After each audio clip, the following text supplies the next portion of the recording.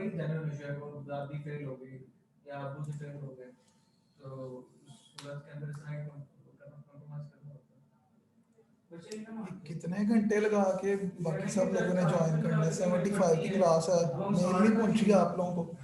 Fees उनकी और बढ़ती है, मैं तो कह रहा हूँ कि दोबारा काम खत्म करो। अब एक बच्ची है, उसने जबरदस्ती अप्लाई कर लिया है ग्रेड, उसमें क्लास की थी, मुझे 60% का वाइवा दे दे। माहीन जफर में 500 खत्म हो गई, मैंने कहा 12 का वाइवा हाई ग्रेड उनका नहीं मुझे कहना थे बात कह रहा था कि आपने आई थी, तुमने मैंने आपको बाद में खत्म करना पड़ेगा, तब बच्ची से बात करो कि 60% का वाइवा दे दे। मैंने कहा 5 करके खत्म हो नहीं सकते, तुम मुझे 12 का वाइवा दे। माहीन जफर आपको आवाज आ रही है? यस सर, आ रही है। ओके, क्लास के ग्रुप में एक मैसेज करें कि 2 मिनट के अंदर जो ना आया इसके बाद क्लास में एंटर नहीं होगा। ओके सर, मैं करती हूँ।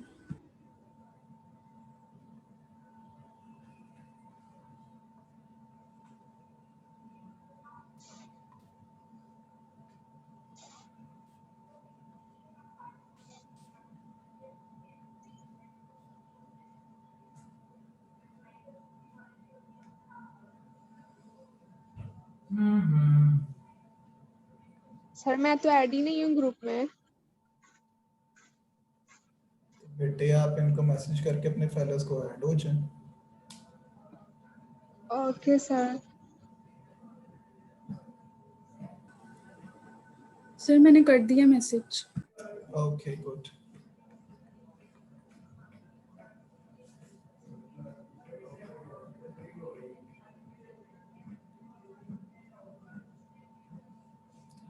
दाऊद चौधरी,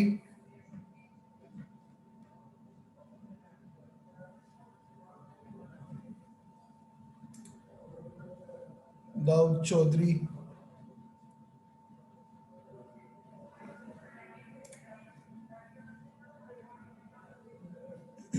दुआ खान,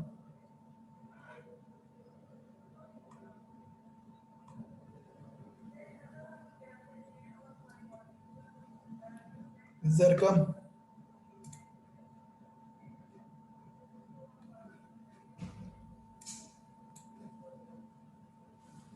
लेक्चर स्टार्ट होने के 10 मिनट्स के बाद कोई क्लास में ना हुआ एब्सेंट लगेगी। Be clear. इसी वजह से इसको करना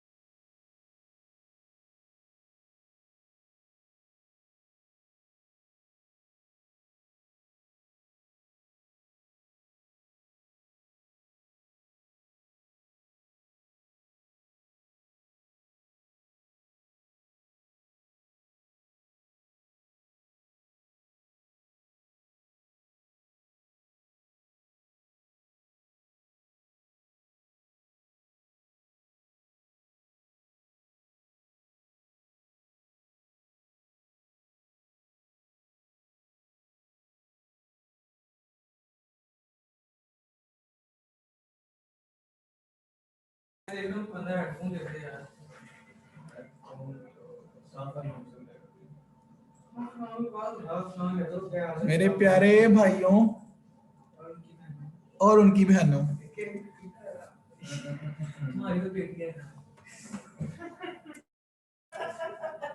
सोए उठ गए हो तो क्लास में कोई रिस्पांस कर ले थोड़ा बहुत। अस्सलाम वालेकुम सर। Yes sir. वालेकुम सलाम। एक तो माहीन जफर थी डीन होल्डर, एक थी कोई ताहिर करने, उसके फादर का नाम सर ताहिर मलाइका था। ताहिर। अच्छा ठीक हो गया। और एक तीसरी भी थी बच्ची। Yes sir, Samiya Shahid. हम तीनों ही थे। बस ठीक हो गया। आज से तुम लोगों ने पढ़ना शुरू कर देना, समझ आ सर गई? हम पहले भी पढ़ते हैं। ठीक हो गया। और मेरे बाकी जो भाई हैं, जनाब अल्लाह नवाज साहब, आप जाग रहे हैं जनाब? Yes sir. Amir Hamza Khan, yes sir present. बड़ी मेहरबानी जनाब।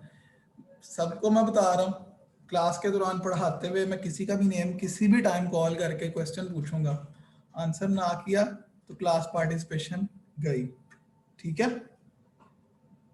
तो इसलिए जागते रहना, सोना नहीं है मेरे लेक्चर में। सिमाब भट्ट ओके साहब, सर।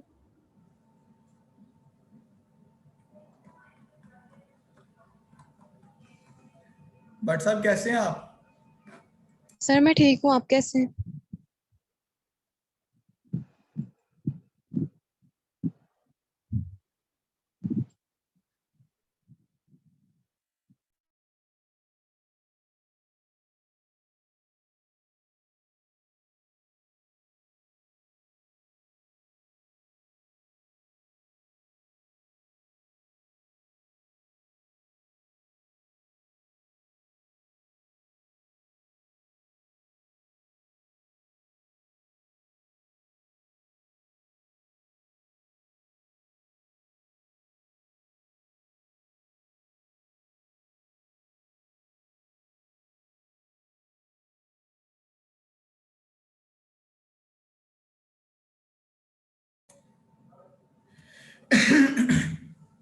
हाफिज मोहम्मद सलमान,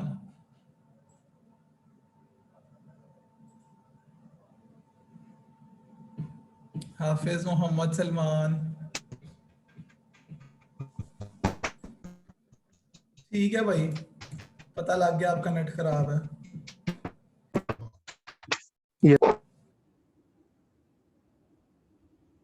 अच्छा जी, मुझे कोई बता सकता है कि एंजियोग्राफी का किसी को वर्डली मीनिंग समझ आया?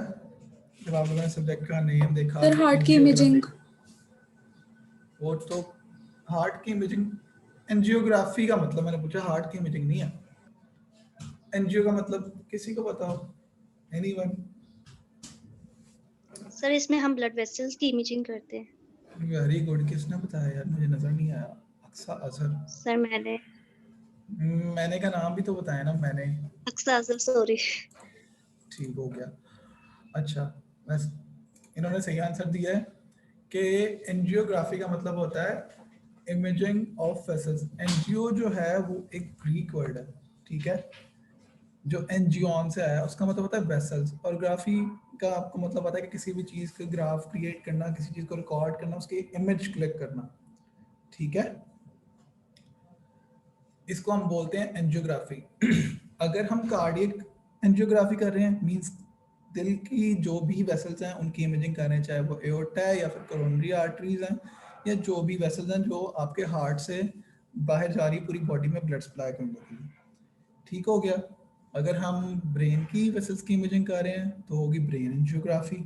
अगर हम किडनी की वेसल्स की इमेजिंग कर रहे हैं वो होगी रीनल एंजियोग्राफी।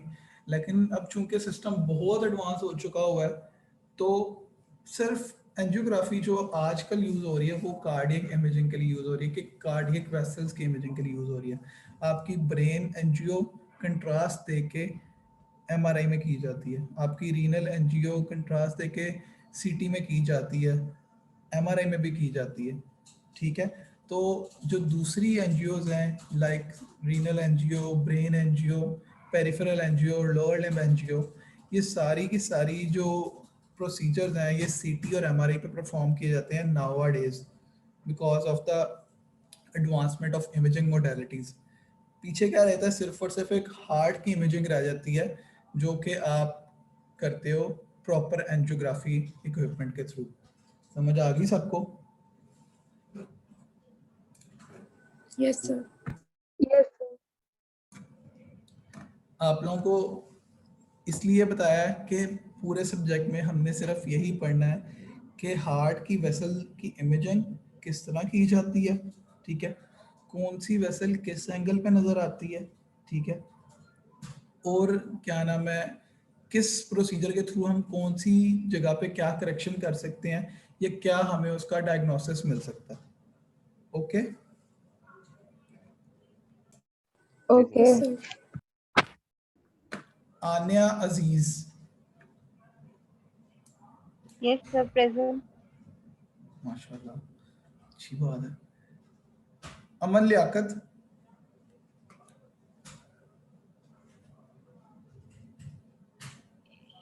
Present, sir. जाग रहे हैं? Yes, sir. अभी सो के उठा है, आवाज देख जरा यार। तुम लोग सुबह क्या नाम है रोजा रख के सोने वाली वहां हो ना, सारी इस वजह से इस तरह की आवाजें निकल रही हैं। नुदरत नूर, यस सर। ये बाजी जाग रही है। नादिर हुसैन, अस्सलाम वालेकुम सर। वालेकुम सलाम। हाँ जी नादिर साहब उठी पे वे? क्या हाल है? जी सर। उठे में आप? जी जी सर। ठीक हो गया। अच्छा जी जी, तो वो क्या कहते हैं, the word itself come from the Greek words angion means vessels and graphin means to write or the record. The film or the image of the blood vessels called angiograph or more commonly an angiogram. Radiography of blood vessels carried out after introduction of a radiopaque substance. अच्छा, अब देखो हमारी जो vessels है ना, वो simple x ray, अगर आप किसी ने एक्सरे किया आज तक, कभी किसी ने रोटेशन की हो एक्सरे के अंदर? कोई बच्चा, एनीवन? No sir. किसी एक ने भी नहीं की हुई?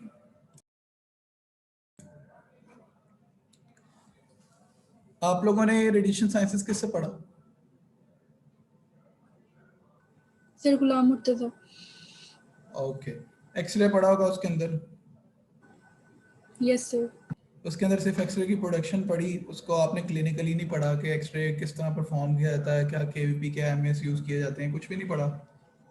सर प्रोडक्शन ही पड़ी थी मेन उसमें। ओके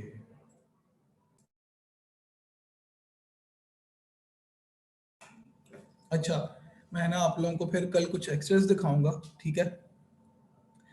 एक्सरे जब हम परफॉर्म करते हैं ना, तो उसके अंदर हमें क्या नाम है, आपकी बॉडी के इंटरनल ऑर्गन्स कुछ हद तक, ठीक है, और आपकी बोन्स वगैरह प्रॉपर्ली नजर आती हैं, बट जो आपकी ब्लड वेसल्स हैं या इस तरह की जो चीज़ें हैं जो बहुत माइनर हैं वो नहीं नजर आती, ठीक है? उसके लिए आप क्या यूज़ करते हो, आप एक कंट्रास्ट मटेरियल यूज़ करते हो। कंट्रास्ट एक ऐसी इंजेक्शन होता है, ठीक है, जिसके अंदर आयोडीन मिक्स किया गया होता है एक स्पेसिफिक रेडियो फार्मास्यूटिकल के साथ, ठीक है, जो कि एक स्पेसिफाइड लोकेशन पे जाके इकट्ठा होता है, ठीक है। लाइक किडनी के लिए अगर हम यूरोग्राफिन यूज़ करते हैं, ठीक है, तो यूरोग्राफिन इसलिए यूज़ करते हैं कि यूरोग्राफिन की ये क्वालिटी है कि वो किडनीज में डायरेक्ट जाके इकट्ठा होगा और वहाँ से वॉश आउट हो जाएगा, ठीक है।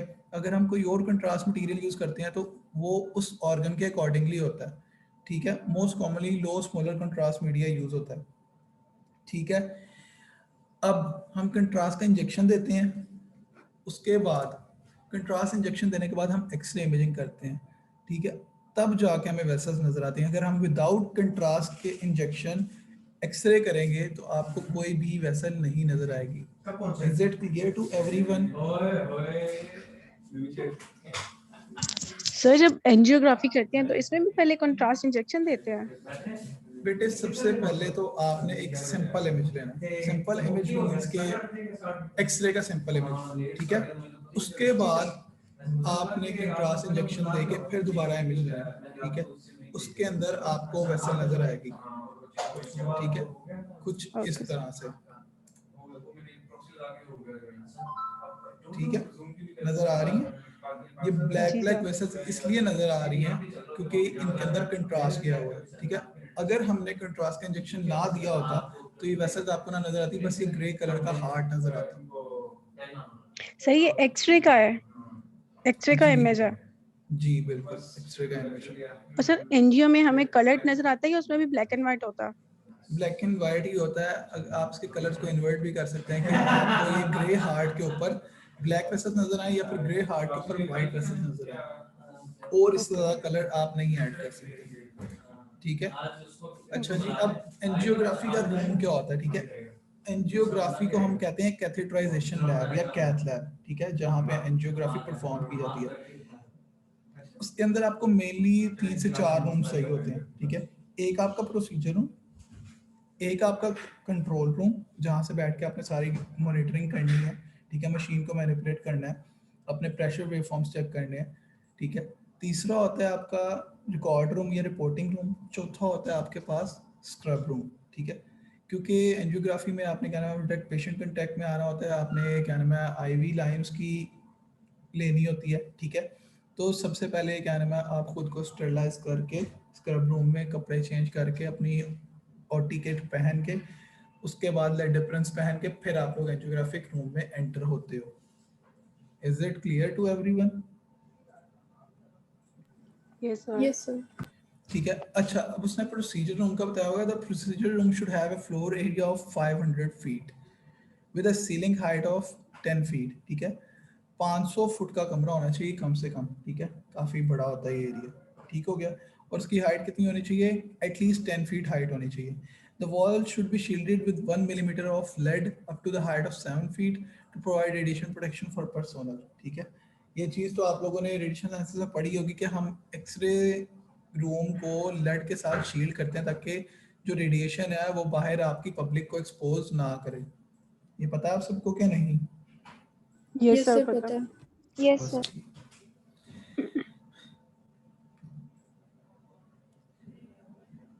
कुछ इस तरह का होता है आपका एंजियोग्राफी का प्रोसीजर रूम।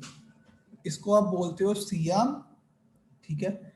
ये आपका पेशेंट काउच, ये आपकी स्क्रीन्स लगी होती हैं जिसके ऊपर प्रेशर वेवफॉर्म्स आ रही होती हैं और आपको एक्सरे की एक फिल्म नज़र आ रही होती है। फिल्म मीन्स यानी कि लाइव इमेजिंग आ रही होती है। अच्छा, एक major difference, I don't know आप लोगों को पहले बताया गया कि नहीं। एक्सरे जब आप करते हो ना तो आपके पास एक स्टैटिक इमेज आता है। Do you people know static image क्या होता है? Yes sir. क्या होता है बताएं, can you explain please? Sir जिसमें हम ब्लड फ्लो को नहीं देख सकते और मूवमेंट नहीं देख सकते। डायनामिक ठीक है। इमेज में हम मूवमेंट देख सकते हैं। जी बिल्कुल। अब एक फॉर एग्जांपल आपने एक अब्डोमेन के एक्सरे लिया, उसके अंदर आप अब्डोमेन के अंदर कोई भी बावल मूवमेंट नहीं चेक कर सकते, ठीक है। एक स्टैटिक इमेज आता है आपके पास, बस एक इमेज आ गया, वो स्टैटिक होता है, आपको नजर आ सकता है कि हाँ यार यहाँ पे स्टोन है या यहाँ पे आपको थोड़ा स्ट्रक्चर फील हो रहा है, बावल गैसेस हैं, जो भी है, ठीक है। लेकिन उसके अंदर आप मूवमेंट नहीं चेक कर सकते। जो फ्लोरोस्कोपी है वो एक्सरे की एक एडवांस फॉर्म है, उसके अंदर आप कॉन्टिन्यूसली एक्सरेज दे के एक वीडियो बना सकते हैं, ठीक है, जो भी ऑर्गन आप इमेज कर रहे हैं, ठीक है। ये चीज़ आपको क्या नाम है और किसी मोडालिटी में नहीं मिलती सिवाय फ्लोरोस्कोपी के, ठीक है, कि आप एक पूरी वीडियो बना लेते हो कंट्रास्ट की वहाँ से पास करते हो, ठीक है। फॉर एग्जांपल अगर आप यानी कार्डियक इमेजिंग कर रहे हो, ठीक है, आपने वहाँ जाके एलवी में अपना कैथेटर रख के कंट्रास्ट इंजेक्ट किया है, तो आप उसकी पूरी वीडियो बना सकते हो कि एलवी में कैथेटर था, वहाँ से कंट्रास्ट इंजेक्ट किया गया और वो कहाँ कहाँ गया, ठीक है। एक पूरी वीडियो क्रिएट की जा सकती है, इसलिए इसको फ्लोरोस्कोपी बोला जाता है, ठीक है, नॉट सिंपल एक्सरेज। समझ आइए? फ्लोरोस्कोपी आपकी एंजियोग्राफी के अंदर यूज होती है। सबको समझ आ गई है? Yes, sir.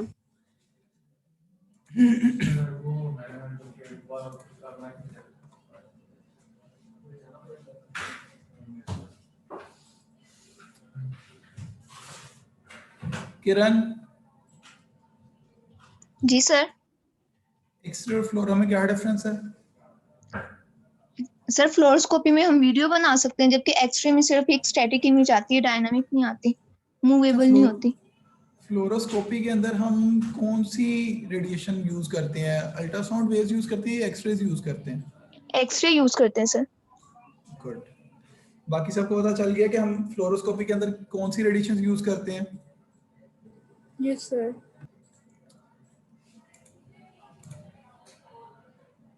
अच्छा, उसके बाद चलते हैं जी आपके कंट्रोल रूम में, ठीक है। कंट्रोल रूम का साइज कितना होना चाहिए?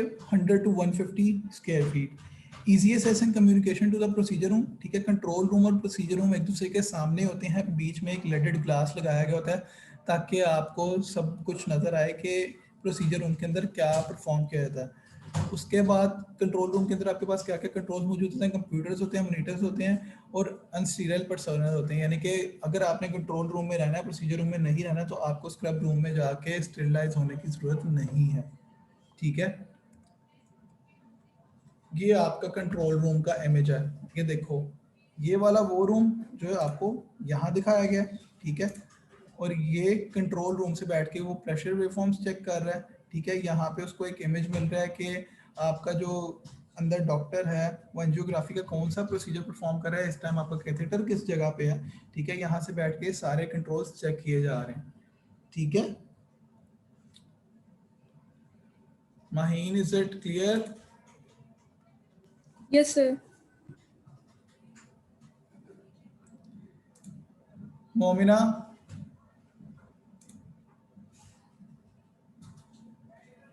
Yes sir. फ्लोरोस्कोपी में और एक्सरे में क्या डिफरेंस है?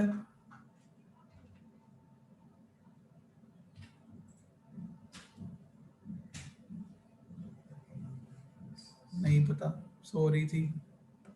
फातिमा साजिद,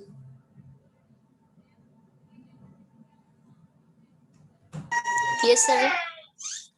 फ्लोरोस्कोपी और एक्सरे में क्या डिफरेंस है? फ्लोरोस्कोपी में हम वीडियो बना सकते हैं, पूरी एक्सरे की इमेज की वीडियो बना के देख सकते हैं, जबकि एक्सरे में जो है वो वीडियो नहीं होती। Okay good. Ghania Khan,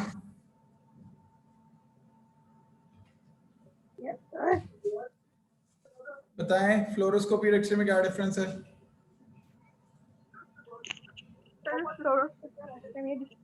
fluoroscopy में हम वीडियो बना सकते हैं, उसमें डायनामिक इमेज होती है, जबकि एक्सरे में स्टैटिक इमेज होती है। गुड।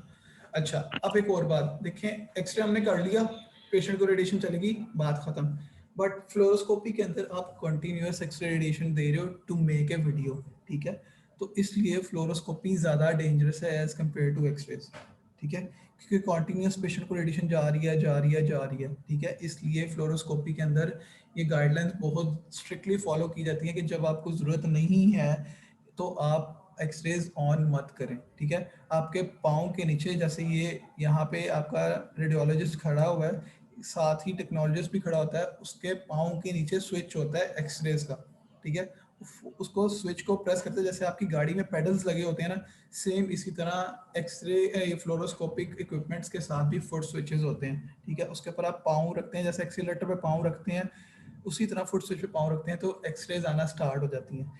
तो ये हाईली रिकमेंडेड होता है कि जिस टाइम पे आपको ज़रूरत नहीं है, लाइक आपने अगर प्रोसीजर कर रहे हैं, उसके अंदर आपने कैथेटर इंसर्ट किया है किसी भी वेसल में, तो जब तक उसको आप थोड़ा सा मूव ना कर लें, डोंट चेक इट। ठीक है, बार बार फुट स्विच प्रेस ना करें। ठीक है, जब आप थोड़ा सा डिस्टेंस ट्रैवल कर लें एक वेसल के अंदर, आपको कोई ऑब्स्ट्रक्शन फील हो रही है, then press the foot switch and check के क्या मसला आ रहा है। ठीक है, समझ आ गई है? जी sir. Yes sir. Yes sir. आप लोगों ने आरएसटी में पढ़ा होगा, एक्सरे ट्यूब के साथ जनरेटर्स होते हैं। ठीक है, ये उन जनरेटर्स की पिक्चर है, क्योंकि फ्लोरोस्कोपी के अंदर भी एक्सरेज ही यूज हो रही हैं, तो इसलिए इनके भी बैक एंड पे जनरेटर्स वर्क कर रहे होते हैं, हाई वोल्टेज जनरेटर्स। पता होगा आप लोगों को। नादिर? जी जी सर, पता है। ठीक है। अच्छा, उसके बाद हम आ जाते हैं कि हमारे पास इक्विपमेंट कौन कौन सा होता है। X-ray tube converts electrical energy produced by generator into a stream of x-rays much as a light bulb converts electrical energy to visible light. ये भी आप लोगों ने पढ़ा हुआ है कि जो थर्मियोनिक इमिशन के थ्रू इलेक्ट्रॉन्स आते हैं वो एनोड पे स्ट्राइक करते हैं जाके, और वहाँ से आपकी एक्सरेज प्रोड्यूस होती हैं। ठीक है, उसने आगे एक्सरे ट्यूब के बारे में बताया हुआ है, और साथ ये एक्सरे ट्यूब की एक इमेज है। सबको याद है, देखी हुई है? Yes sir. ठीक हो गया। अच्छा, अब जो नॉर्मल एक्सरे होती है ना, उसके अंदर आपके पास होती है कैसेट। ठीक है, जिसके ऊपर आपका एक्सरे का इमेज बनता है, आप उसको फिर कंप्यूटर में जाके फीड करके रीड करवाते हैं, और आपके ऊपर एक फिल्म के ऊपर एक्सरे का इमेज आ जाता है। ठीक है, बट जो आपकी फ्लोरोस्कोपी है, इसके अंदर आपके पास होता है इमेज इंटेंसिफायर। आप इसको लेम वर्डिंग में एक ऑटोमेटिक कैसेट बोल सकते हैं। ठीक है, इसके अंदर क्या होता है कि एक्सरेज पेशेंट से पास करती हैं, इमेज इंटेंसिफायर पे फॉल करती हैं और डायरेक्ट जाके कंप्यूटर में वो इमेज रीड हो जाता है। ठीक है, आपको वो कैसेट लोडिंग, कैसेट रीडिंग, इसका जो सारा चाउस है ना, उससे नहीं गुजरना पड़ता।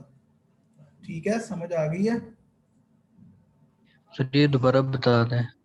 जैसे एक्सरे करते हैं, अगर किसी ने कभी एक्सरे करते हुए जाके यूट्यूब पे ना सर्च करना how to perform a chest x-ray. ठीक है, उसके अंदर वो पहले कैसेट लगाएगा, फिर पेशेंट को खड़ा करेगा, फिर मशीन को सेट करेगा, फिर कैसेट निकाल के उसको जाके एक रीडिंग सिस्टम के अंदर फीड करेगा, वहाँ से वो रीड होगा। ठीक है, तो वो चीज़ आपको फ्लोरोस्कोपी के अंदर फेस नहीं करनी पड़ती। यहाँ पे आपके पास ये देखो, आप लोगों को दिखाता हूँ इस इमेज के अंदर, ये देख रहे हो, ये आपकी एक्सरे ट्यूब है। फ्लोरोस्कोपी में एक्सरे ट्यूब नीचे होती है, एक्सरे में एक्सरे ट्यूब ऊपर होती है। फ्लोरोस्कोपी में एक्सरे ट्यूब नीचे होती है, एक्सरे में एक्सरे ट्यूब ऊपर होती है। फ्लोरोस्कोपी में एक्सरे ट्यूब कहाँ होती है माहीन? सर फ्लोरोस्कोपी में नीचे होती है, एक्सरे में ऊपर होती है। ठीक है, ये आपकी एक्सरे ट्यूब और ये आपका इमेज इंटेंसिफायर। ठीक है, जो सिंपल एक्सरे सिस्टम का यूनिट होता है ना, उसके अंदर आपको ये चीज़ नहीं मिलती। उसके अंदर सिर्फ एक एक्सरे ट्यूब लगी होती है जिसको आप मूव कर सकते हो। आपको जो कैसेट होती है या तो वो टेबल के नीचे लगानी पड़ती है या फिर वॉल बकी होती है, दीवार के साथ एक क्या नाम है कैसेट होल्डर लगा होता है जिसे हम वॉल बकी बोलते हैं, उसके अंदर इंसर्ट करनी पड़ती है। ठीक है, यहाँ पे आपको क्या मिलता है, फ्लोरोस्कोपी के अंदर आपको एक इमेज इंटेंसिफायर मिलता है। ठीक है, क्या फायदा होता है इसका कि आपको कैसेट लोड नहीं करनी पड़ती, कैसेट निकाल के रीड नहीं करानी पड़ती। जैसे ही एक्सरेज प्रोड्यूस होंगी, यहाँ टेबल पे पेशेंट डेटा होगा, उसमें से पास करेंगी, इसके ऊपर जाके स्ट्राइक करेंगी, तो इस स्क्रीन के ऊपर और इस स्क्रीन के ऊपर जैसे यहाँ पे एक इमेज आ रहा है, ठीक है, कुछ इस तरह का इमेज आपको नजर आएगा। अब समझ आ गई है? Yes sir. नहीं आई तो दोबारा पूछ लो। सबको समझ आ गई है? अस्मा जफर? जी सर आ गई है। मैंने बीच बीच में से किसी से भी उठा के पूछ लेना, तुम लोगों को पता तो लग ही गया होगा। ठीक है, ओके। सारा, अनवर? Yes sir. समझ आ गई है? Yes sir. शहरबाजी? Yes sir. समझ आ गई आपको? जी सर आ गई। गुड। अच्छा, अब कहाँ थे? इमेज इंटेंसिफायर पे।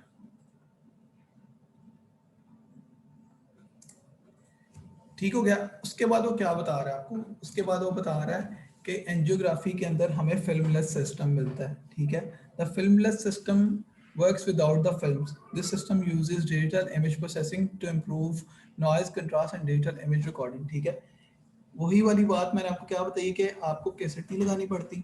ठीक है, आपको कैसेट को जाके रीड ही कराना पड़ता। ठीक है, डायरेक्ट इंटेंसिफायर पे एक्सेस जाके पड़ती हैं। ठीक है, और वहां से वो ऑटोमेटिकली रीड आउट होके आपके सिस्टम स्क्रीन के ऊपर शो हो जाती हैं। ठीक है, इसको हम क्या बोलते हैं? फिल्मलेस सिस्टम। ठीक है, इससे फायदा क्या होता है? आपकी इमेज की नॉइज इंप्रूव हो जाती है, यानी कि आपका इमेज नॉइजी नहीं होता, बहुत क्लियर पिक्सेल्स नजर आते हैं। ठीक है, कंट्रास्ट अच्छा होता है। कंट्रास्ट अच्छा होने से क्या होता है कि आपको माइन्यूट डिटेल्स शो होती हैं।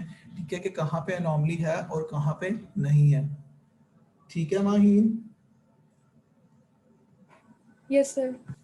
ये बाकी जो दो क्या नाम है वो डीन वाली बाजियां क्लास में हैं? जी सर। सामने शायद तीसरी किधर है? तीसरी नहीं है ना? सही है।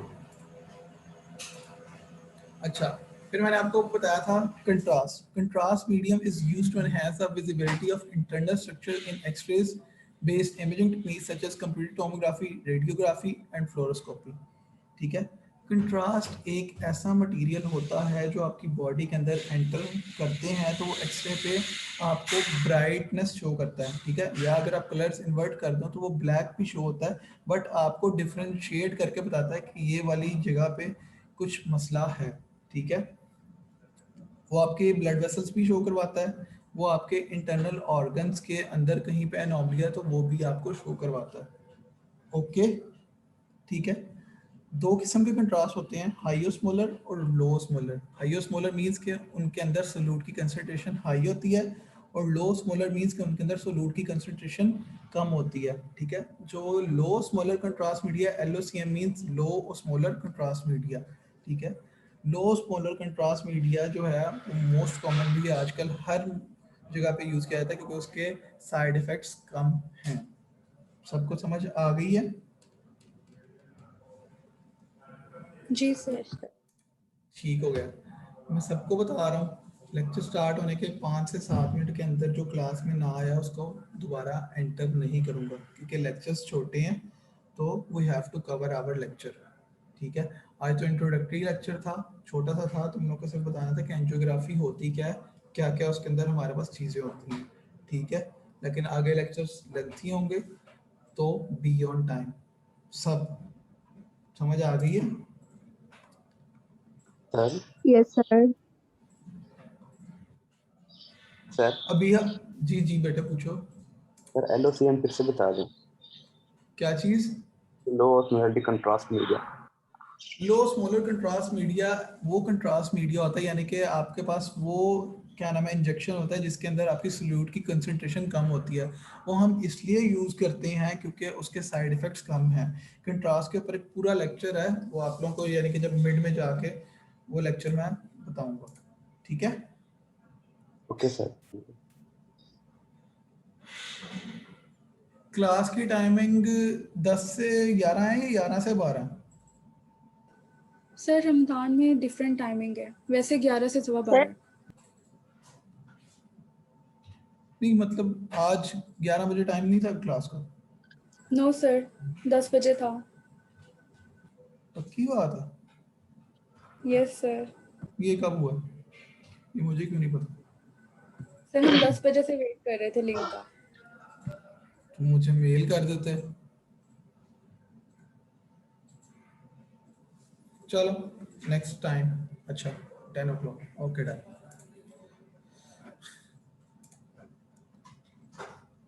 ठीक है बच्चों, जा सकते हैं आप। अगर सर किसी का कोई सवाल है तो पूछ ले। जी जी पूछो। सर टोटल लेक्चर कितने होंगे एंजियोग्राफी के? Total lectures I think so कोई हैं 18-19। सर इसकी बुक? इसकी कोई बुक असल में 3-4 बुक्स हैं, तो अगर स्लाइड ही पढ़ो तो सब बेटर है, क्योंकि तुम लोग कंफ्यूज हो जाएगा, तुम लोग को बुक्स पढ़ने की आदत नहीं है। Okay sir. जी सर, स्लाइड्स काफ़ी हैं। सर लेक्चर सेंड कर दीजिएगा। जी जी मैं कर दूंगा। किसी का कोई क्वेश्चन? सर अपना आप नेक्स्ट से दुकान भी पढ़ाई है हमें, तो ऐसे की तरह आप इसका वाइवा आप लेंगे या कोई और लेगा? फिर इसका वाइवा वगैरह जो भी होगा ना सच में। आई डोंट नो, मैंने तो क्या नाम है बस मुझे ना कहा था कि आपने पढ़ानी, मैंने पढ़ा दी थी। वाइवा किसने है किसने नहीं किया नहीं मुझे पता। अच्छा ये इस सब्जेक्ट की पूछ रहे हो? जी जी सर। हाँ इसका तो ये तो आपके सेमेस्टर का कोर्स है ना, SCP तो एक एक्स्ट्रा कोर्स होता है ना, इसका तो मैं ही सब कुछ करूँगा और बी प्रिपेयर्ड। देखो एक सिंपल सी बात है, सीधी सी, जितनी दफ़ा मर्जी पूछ लो, कुछ समझ नहीं आया ठीक है मैं बताऊँगा, मैं पूछूंगा तो आपने भी बताना है। ठीक है, इंशाल्लाह। जितना बताओगे उतने मार्क्स। सिंपल, मुझे बिला वजह मार्क्स काटने का कोई शौक नहीं है। आपके जूनियर्स हैं ठीक है, वो 4th सेमेस्टर से जो 5th में गए हैं, इसमें एक स्टूडेंट थी रिदा दाहरा, वो स्टूडेंट कमाल, उससे मैं एक सवाल पूछता था ना, वो मुझे उसका इतना जवाब देती थी कि मेरा दूसरा सवाल पूछने का दिल नहीं करता था। उस बच्ची को 59 आउट ऑफ 60 दिए। ठीक है, एक नंबर भी जानबूझ के काटा था, वो एक नंबर भी उसका कटता नहीं था। ठीक है, और उसी क्लास में 45 में से 15 बच्चे फेल थे। वो तो आपके ऑनलाइन सिस्टम की वजह से असेसमेंट्स के मार्क्स मिला के तो पास हो गए, तो बचत होगी उनकी। ठीक है, तो इस बात को माइंड में क्लियर रखना, जो जैसा परफॉर्म करेगा उसको वैसा ही अवार्ड कर मिला आगे से दिया जाएगा। समझ आ गई है सबके लिए?